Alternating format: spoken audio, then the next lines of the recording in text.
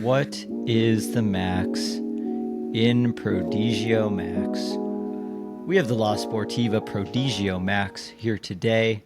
I see we got two different colors. I didn't realize that. Cool. I wish I had yours. I like that colorway better, I think. I actually think I like your colorway better because I felt like weirdly like kind of patriotic in these, but also kind of French in ways too. Dude, With it looks just so much similar to the VJ. Look at that. see, I also didn't. I had the green of the VJ. Yeah, I don't know. I didn't love the red, white, and blue styling. Wait, is that red or orange? It's red. Okay, I think I'm colorblind because it looks to me like orange, blue, and white. Yeah, it's. I I'm guess colorblind, I I'm sure think. depending on who you ask, they would say it's red or. I think it's more of a red, and then we've got some like two different shades of blue, and then white, but we're already getting too deep into the weeds on just the color of the shoe. Prodigio Max. Before we get going any further, just want to let everyone know that we received these shoes from La Sportiva, but we're under no financial obligation to say whether we like the product or not. We want to keep these reviews authentic and beneficial for you, so no one will get to preview or watch this footage before it gets published to YouTube. I'm Brett Hornig. This is my shoe reviewing co-host, fast media guy, Finn Melanson. We ran in the shoe. Guess maybe we'll do a quick rundown of the stats, the materials, and then we'll get into our thoughts about it. Prodigio Max, $185 USD. My pair came in at 11.2 ounces or 320 grams in a US men's 10.5. Stack height, we're looking at 31 millimeters in the forefoot, 37 in the heel for a 6 millimeter drop. The upper is, and I think I'm right. Yeah, this is direct from the La Sportiva website.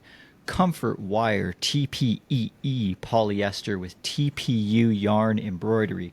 So basically, it's like a engineered mesh with, you can see the power wire. A lot less of it than what is on the Prodigio Pro, but it's that just kind of extra stringy support. Kind of replaces your traditional like plastic overlay.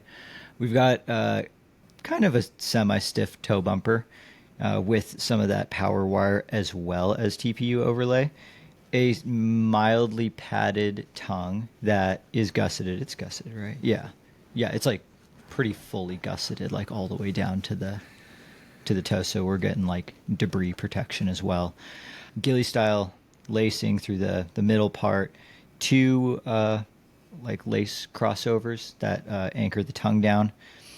We have a pretty stiff heel cup that is like medium to higher padded.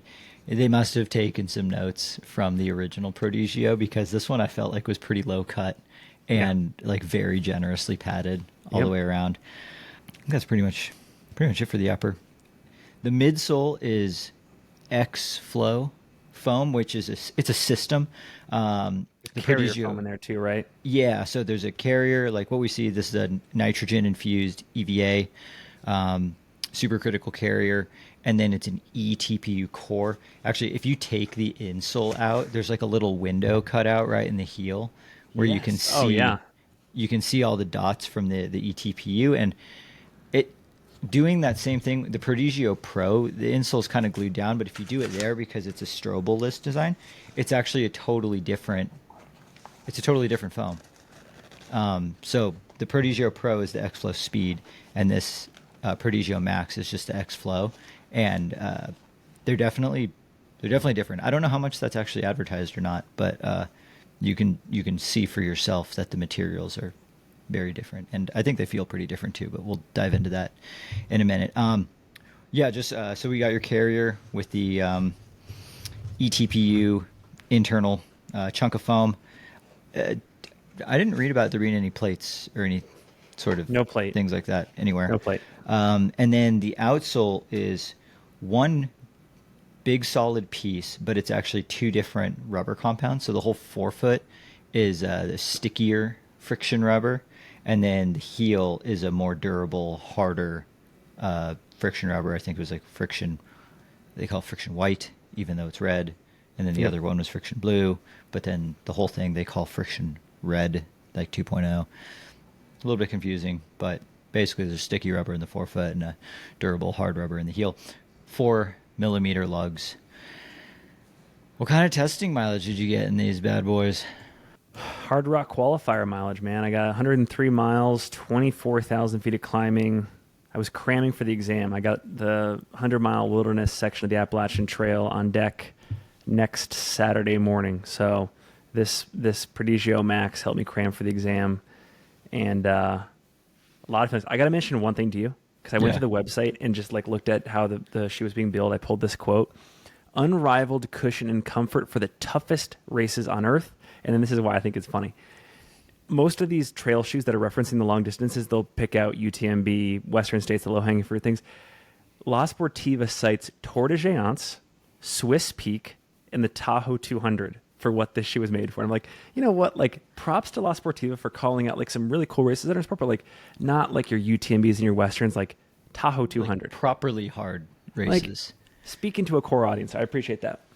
Like that's a bold claim too, to be like, you can wear this shoe at Tour. Yeah. Like this one, like, yeah, we should talk about that in the Would You Race in it segment. It was like, could you wear this one shoe for the entirety of Tour de Géants? Yeah, dude, that's some pretty big more. I also, for some reason, got into like a pretty big vert block for the testing of this shoe. I got a 97 miles, 21 hours time on feet, and 21,000 feet of gain and descent with. I did 2 runs in this shoe where I did get over 4,000 feet of gain for each of those runs. And then a whole bunch of runs right in that like 1,500 to 2,500 foot of gain. I did one flat like fartlek workout, like minutes on, minutes off, like purely for the sake of testing, not because I thought the shoe was going to be ideal for it, but just wanted to see what it felt like when you picked up the pace a little bit. Yeah, a lot of hiking, a lot of steeper stuff. Still not much. I didn't get in much like technicality, but Benji miles? Got in some Benji hikes. Yeah, probably like 20 or 30 miles worth of that. But yeah, it was good time on feet, and good to see like how the shoe handled longer stints under like a little bit more load as well.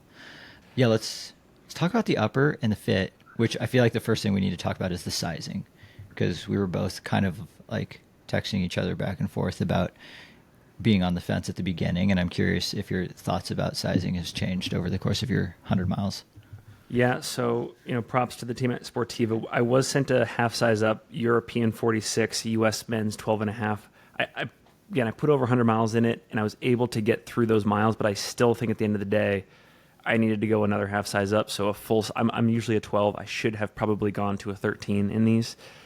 Seems about par for the course with Sportiva. I'm trying to look. Let's see what I had for the Prodigio Pro here, because I got it pulled up. In the Prodigio Pro, well, this is interesting. In the Prodigio Pro, they sent me a 12 and a half as well. And in that shoe, that seemed like true to size. That worked for me. So the half size up worked in the Pro, but I needed one more half size up, or at least a quarter size up in the Max, it's just interesting that it's all over the place there. Yeah, that's exactly where I was at too, where I was able to do the running in the shoe. I got sent a 10 and a half. I'm normally a 10, but it did feel slightly smaller than the Prodigio Pro's 10 and a half. And the biggest thing for me was like, I could do all the running, but I had to be more controlled on all descending, because if I started going any amounts of fun speed, my toes we were getting smashed at the front. So like I couldn't descend to my heart's desire in a 10 and a half. And I think if I were buying this shoe again, I would go up that additional half size. So now I'd be a full size up from my regular, which is tricky because like Prodigio Pro, I thought the 10 and a half was perfect. Prodigio Max, now I'd be going for the 11, which I don't think I've ever owned an 11 before, but that's what I would do. Yeah, and I think an issue that I didn't have in the Pro that I had in the Max, and again, similar to the Satisfy Rocker that we just reviewed, is I do feel like this material here is a little bit stiff. It's definitely stiffer and less flexible than this power wire material in the Pro.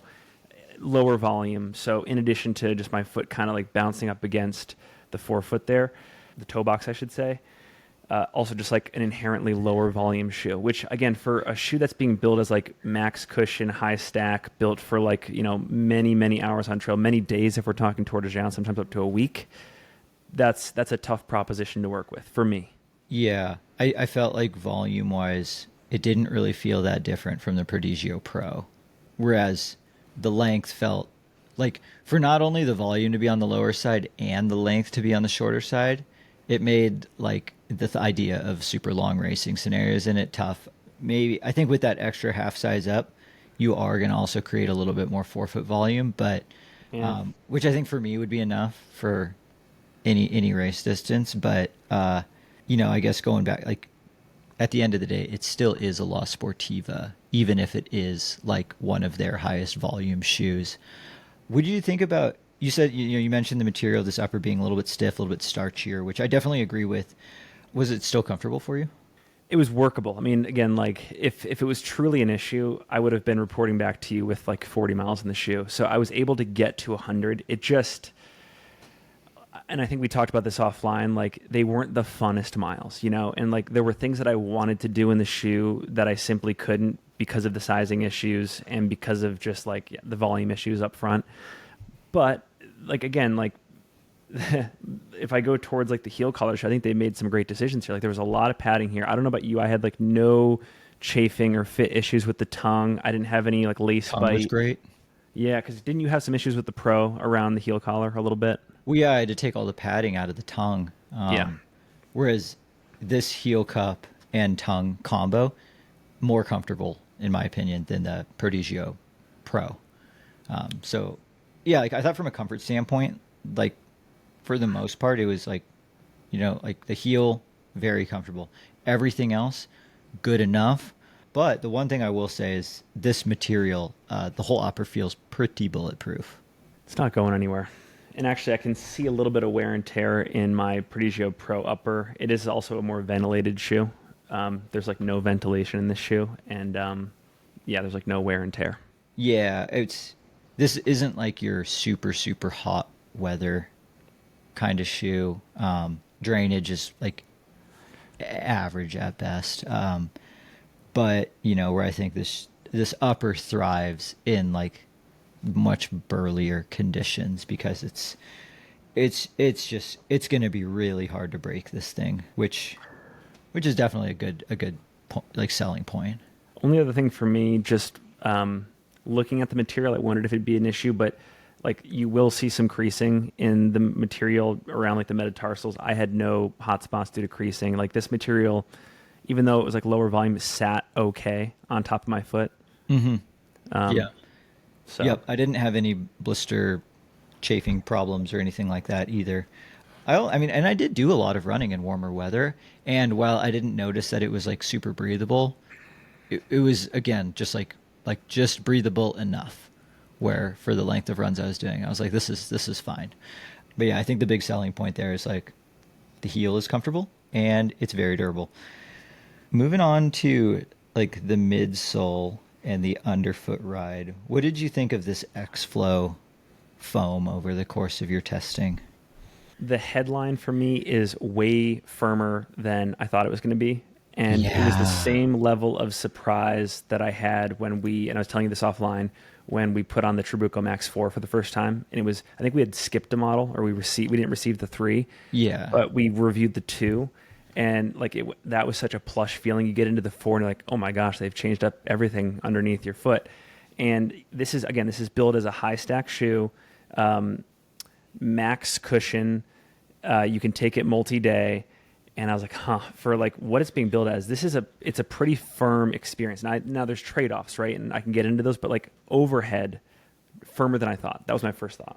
Yeah, especially coming from the Prodigio Pro, which was like pleasantly plush. Yeah. Where it was like, oh, this shoe is actually like softer and bouncier than I was expecting.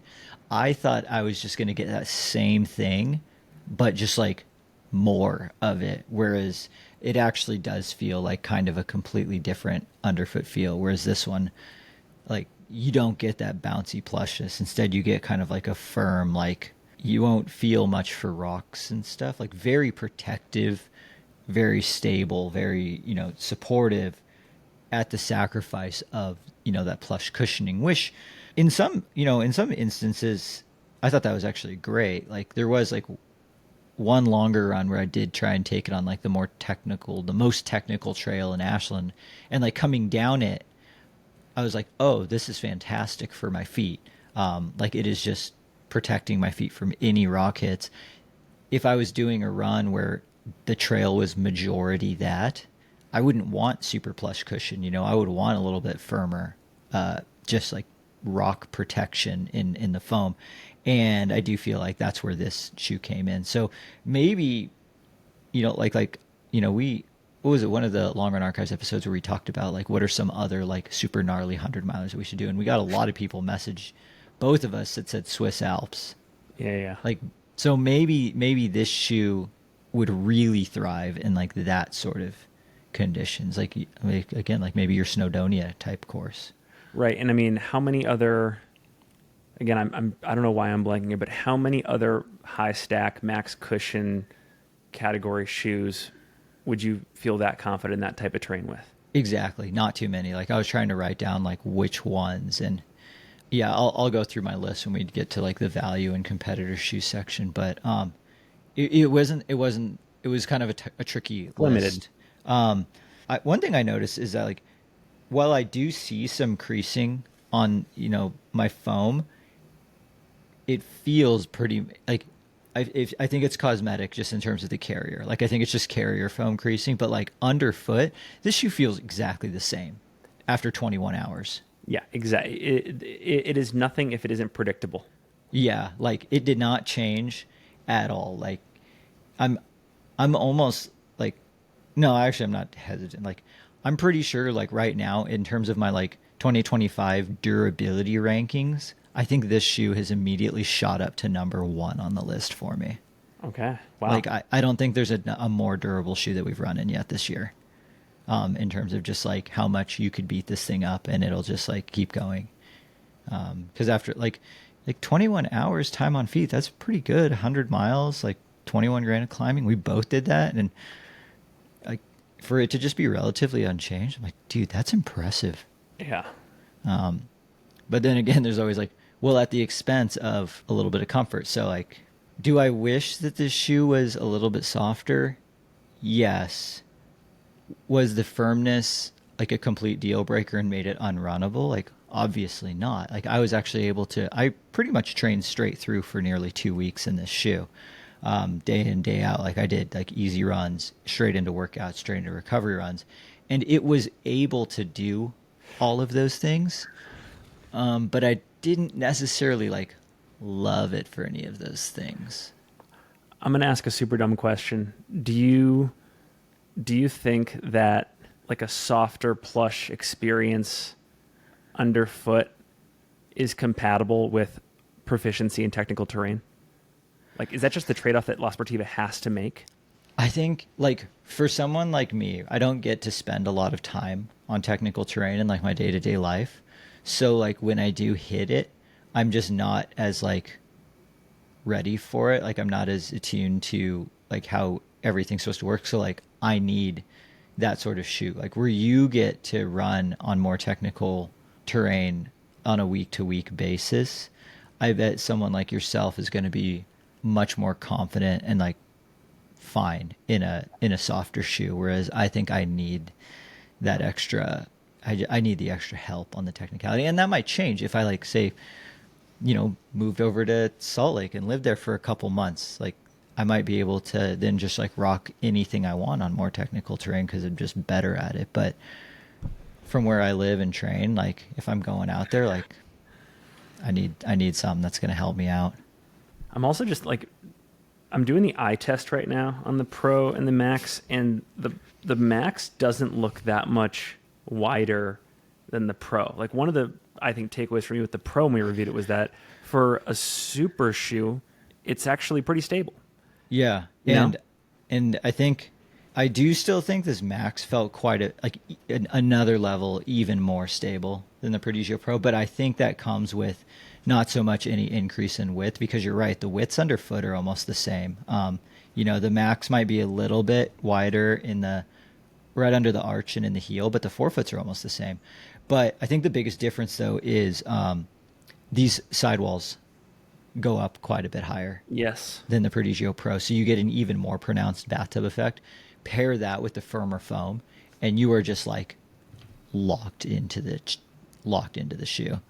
Are you supposed to feel like as the person in the shoe? Are you supposed to feel the carrier foam more or the core foam more? My like assumption is that you shouldn't really feel the carrier foam at all. Like it should just be there to support the core foam, and like all the cushion and the ride Because I should thought be. ETPU was softer than it felt. That's what I thought too, and like I don't know. I mean, I guess you could make it as soft or as firm as you want. Like that's up to the brand. You can make any foam as soft or firm as you want, and like, yeah, I would have loved to see that core foam be a little bit softer because I have a hunch it wouldn't have taken that much of a hit to durability or protection. Yeah. So we kind of have compared this to the Prodigio Pro a lot because, I think that's the Prodigio Pro has been like perhaps the number one like trail shoe of the year. We've seen it pretty much if you're not sponsored and you're winning races, you're probably wearing this Yeah. shoe, which like that's just a testament to how good this shoe is. Also, like how often do you see a trail shoe that's just like out of stock? And people are like waiting for the next drop. Like, When was the last time this happened in your memory? dude, I don't know. And you see the pictures of start lines at races now, and like over the course of the year, it's just becoming more and more Prodigio Pro. Like it's insane how well they did this shoe. So I think there's going to be a lot of hype and questions of like, is this shoe a just slightly more budget version or maximal version of the Prodigio Pro? Because one of the cons of the Prodigio Pro is like it's, for some people, it's a little bit too flexible. The upper might be a little bit too flimsy. So then it's like, does this just fix all those problems? And it's like, kind of, but in some other ways, like underfoot, it's like feels pretty different. All I know is if I'm doing Tour de Géance and use in Sportiva tells me if I'm a Sportiva athlete and I have the Max or the Pro at my disposal for TDG, I'm using the Pro. I'm not using the Max at Tour de Géance. I'm putting the Pro on my foot for 3 days or 4 days, whatever it takes. Yeah. Which, didn't John Kelly do that? I don't know, but it wouldn't surprise me. Yeah. So He's doing it this year, so we'll see. yeah, okay. We'll have to keep tabs on his feet. A question I wrote that I'm curious to get your answer on is, what is the max in Prodigio Max? Because before getting this shoe, I thought it was going to be maximum cushion. What do you think the max in Prodigio Max is? I actually said max optionality. I think, I was saying to you, I put 100 miles on this shoe, and this insight came to me 90 miles in, did a run in Mill Creek Canyon last night, which was like, I call it multi-theater. Like we had pretty punchy ascending right off the bat, 1,500 feet, into this super steep technical descent, into this just like super flat to rolling trail. So I got like 3 different types of running. I got to test this shoe in like 3 different unique zones. And it kind of performed decent in all of them. And I saw another review out there that said that this is actually a pretty good single shoe rotation option if you were like pressed for it budget-wise or whatever, and you're a Sportiva fan. And I kind of thought to myself, like, it did pretty well. And I do think like the biggest check mark is the technical terrain. But I was able to cruise and like pick up the pace a little bit on flat trail. So I said max optionality for that reason.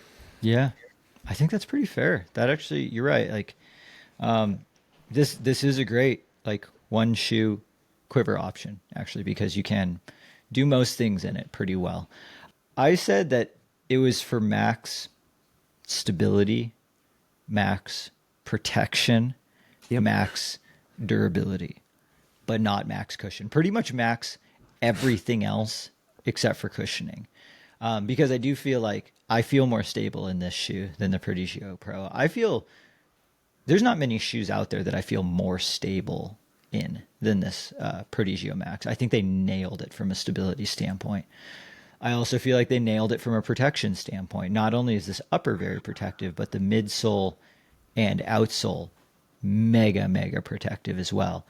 And I think this is going to be one of the more durable shoes that we end up running in for the year, because I've got 20 hours time on feet. The foam feels the same. The upper looks brand new. There's not a single like scuff or anything.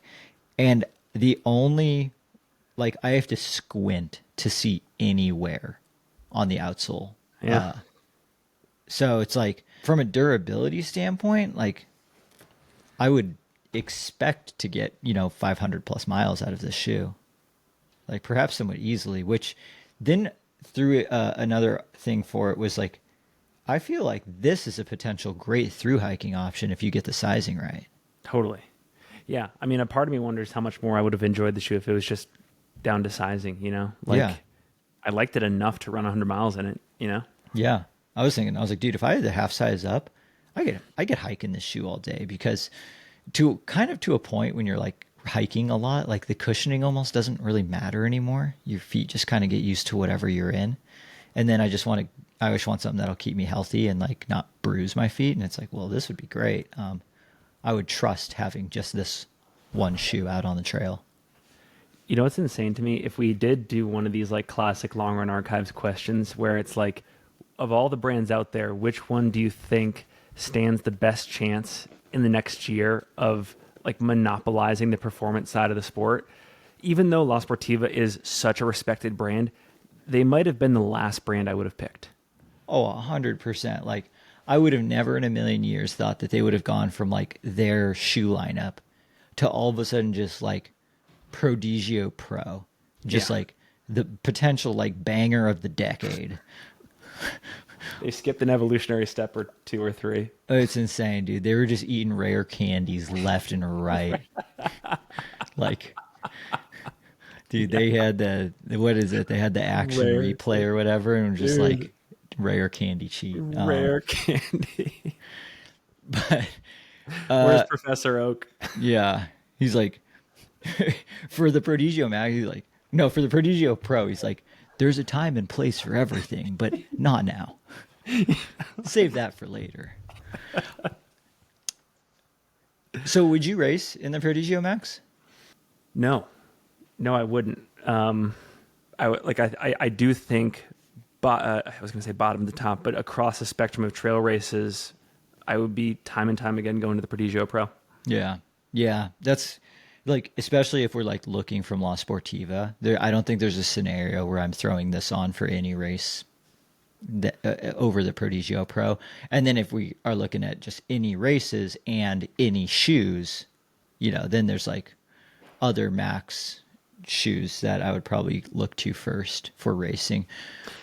From a training standpoint, though, Yes. I had no problem running pretty much anything in this. The one thing I will say, though, that I don't know if this is just me like getting soft or getting old, but running like for 2 weeks pretty much straight through with like, I'm starting to train again. Dude, this firmer foam is like, my legs have felt really flat. Like Okay. I'm like getting into work, but like I don't feel very good when I'm running. And like, I think that it's showing the value for me in why I need like 2 or 3 different shoes in my rotation. I was just going to ask you if you feel like, because it's becoming evident, right, that you could overtrain in like some of these plated trail super shoes. Do you feel like you can? Is it possible with the configuration of like the Prodigio Pro or the 005, like without the plates, can you still overtrain in those? Do you see the need to have like multi quiver within these brands?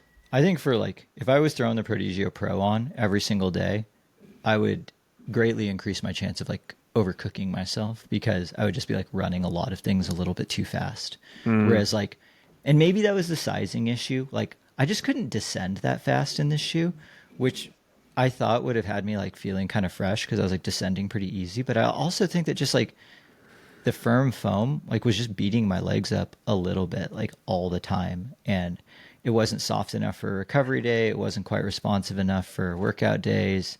I could do long runs in it, but like I would have preferred like true super foam.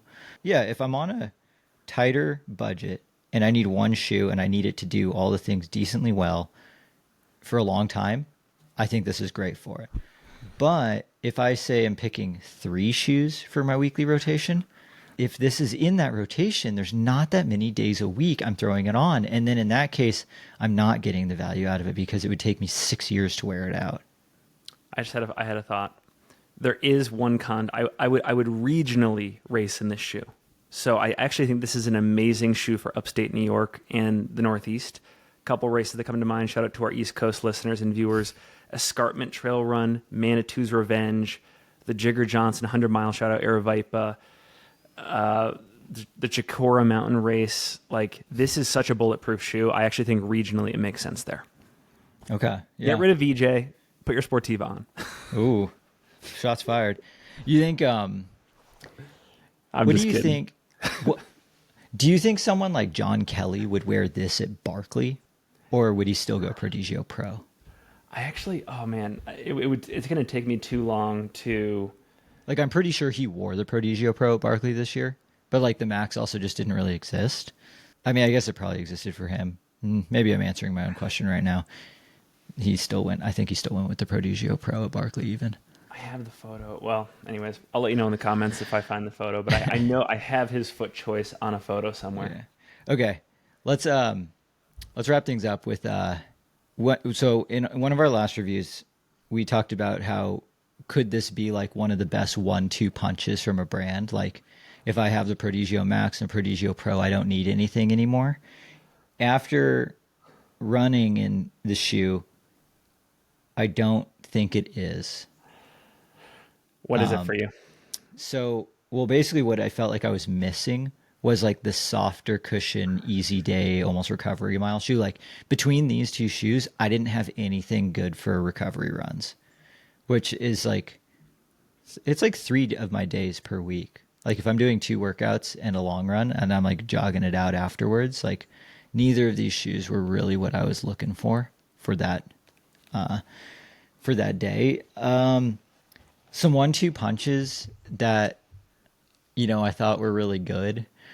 Well, I think one of my favorites is still like some combination of Hoka Tecton X3 and, honestly, like the Challenger Mafate Yeah. Speed 4 was actually one of my favorite ones to throw on for even like recovery day. But then also have that Tecton X3. I'm curious now because the Mafate 5 actually just dropped today, the day that we're recording. Our pairs are en route on the way.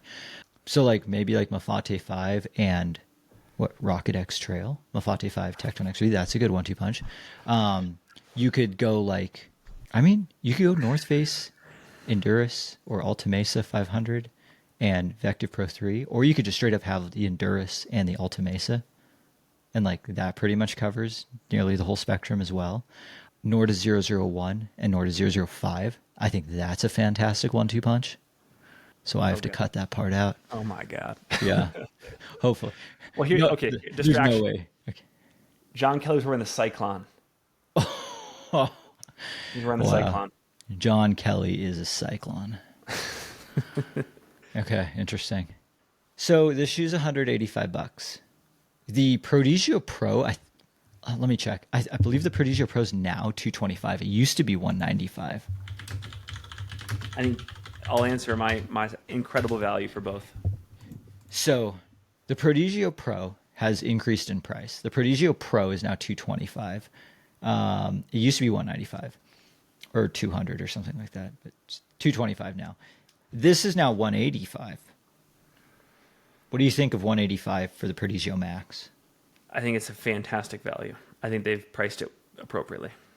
I agree. I think while I wrote down some competitors and it is more expensive than some of those competitors, I bet I would get more miles out of this shoe than the other ones. And if we're talking durability and, value, stretching your dollar out, I think paying $185 for this shoe is better than paying $155 for a Hoka Speedgoat 6.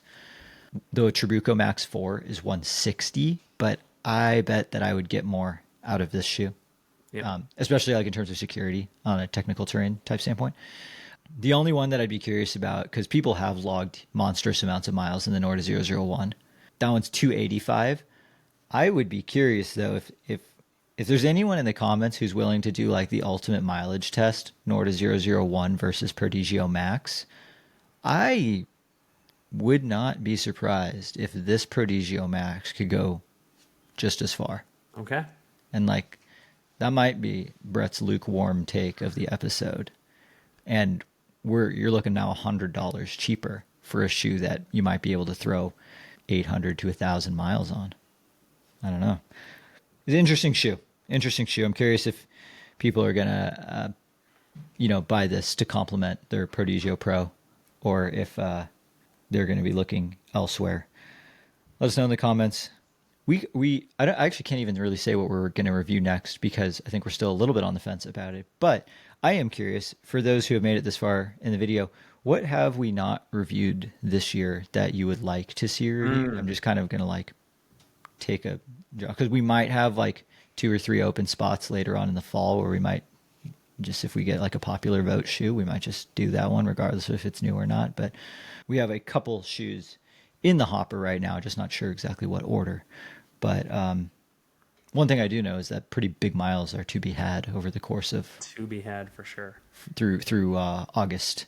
So that'll be fun. But thank you for your service in the Wasatch, Finn. Always. Thank you for your 100 miles. Appreciate it. Good luck with the 100-mile wilderness next week. I'm very curious to see what shoes you end up wearing for it. And I guess we'll catch everyone in the next episode of Conversational Pace.